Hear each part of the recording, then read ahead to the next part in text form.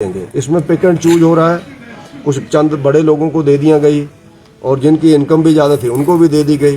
तो इसलिए प्रश्न मैंने उठाया था कि जिनके परिवारों के अंदर इतनी दिक्कत आई है उनके परिवारों के बच्चों को नौकरी मिलनी चाहिए। तो आप स्वयं जानते हैं कि जिनके परिवारों के अंदर मौत हो जाती है, जो कर्मचारी हैं, तो गवर्नमेंट की एक पॉलिसी है कि उनको करना मूलक आधार के ऊपर नौकरी दी जाती है। बहुत लंबे समय से उसमें प्रॉब्लम है। एक तो मैंने मूल प्रश्न ये उठाया कि मैंने खुद देखा है कि लोगों को कहा जाता है कि आप ये कागज लगा करके अप्लाई करो, फिर उनको 10-15 साल तक अब आपका ये कागज नहीं लगा, आपका ये कागज नहीं लगा। एक तो मैंने गवर्नमेंट से ये कहा है कि एक बार 1, 2, 3 करके जितने भी आपके डॉक्यूमेंट्स हैं पर्टिकुलर चाहिए वो सारे आप एक बार उसको लिस्ट दिया करें जिसने ये अप्लाई करना है, ताकि बार बार केस वापस ना जाए। दूसरा उसमें मैंने ये कहा कि एक मुश्त इन लोगों को नौकरी देनी चाहिए जो 1800 से ज़्यादा लगभग लोग करना मूलक आधार के ऊपर केस पेंडिंग है। तीसरा विषय हम लोगों ने ये कहा है कि आप इसमें समयबद्ध तरीके के अंतर्गत समयबद्ध के अंदर, क्योंकि कांग्रेस के घोषणा पत्र के अंदर ये था कि हम सभी करना मूलक आधार के ऊपर जो नौकरी है उन सब लोगों को देंगे। इसमें पिक एंड चूज हो रहा है, कुछ चंद बड़े लोगों को दे दिया गई और जिनकी इनकम भी ज़्यादा थी उनको भी दे दी गई।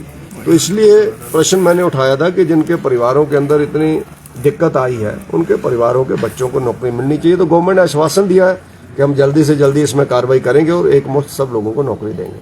सर, इनकम के क्राइटेरिया को लेकर लगातार विषय होता है। इनकम का क्राइटेरिया थोड़ा उलझावना है, तो उसके ऊपर भी सप्लीमेंट्री के तौर पर रणधीर शर्मा जी ने बोला है, लेकिन उसमें देखते हैं गवर्नमेंट क्या उसमें सुधार करती है, क्योंकि करना मूलक आधार के ऊपर निर्णय क्या लेना है। तो कांग्रेस सरकार ने शिक्षा मंत्री जी के चेयरमैनशिप के अंदर एक कमेटी का गठन किया है। उसकी जब सिफारिशें आएंगी तो उसमें देखेंगे कि उन्होंने इस जो इनकम का क्राइटेरिया उसको भी उन्होंने बदला है या नहीं बदला है।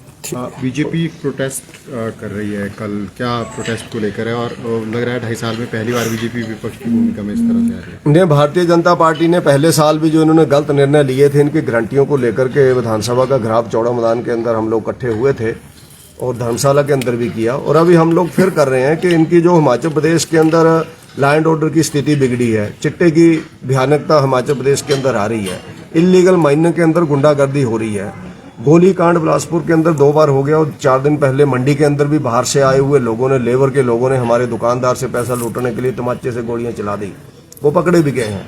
लेकिन ऐसे लोगों की आइडेंटिटी गवर्नमेंट क्यों नहीं देखती है? वो लोग वहाँ क्वार्टर लेकर के रह रहे हैं और वहाँ पर उनके पास इलीगल तमाचे हैं जो यूपी बिहार के अंदर चलते थे, जो दिल्ली जैसी जगह पे लोग प्रयोग करते हैं।